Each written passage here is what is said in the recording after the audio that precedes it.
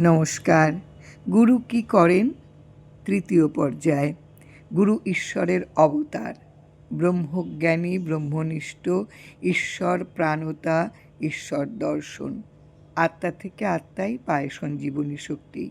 গুরু সেই শক্তি হন। শিষ্যের পূর্ণত্ব লাভ, মুক্তির পথের সন্ধান দিতে জিজ্ঞাসার পূর্বেই উপশম করেন। জগতের অনিত্যতা বোধ জাগ্রত করে ব্রহ্মানন্দের সন্ধান গুরুই দেন। মায়া দ্বারা আবৃত মানুষ সংসার সাগরে হাবুডুবু খেয়ে ঘুরে ফিরে মরে। মায়ানাশ করে উদ্ধারের পথ দেখাতে গুরু দেন বীজ শিষ্যেরে। শিষ্য হৃদভূমিতে অঙ্কুরিত হবার মতো সতেজ বীজ গুরু করেন রোপণ। গুরু হচ্ছেন অধ্যাত্ম জগতের পথ প্রদর্শক।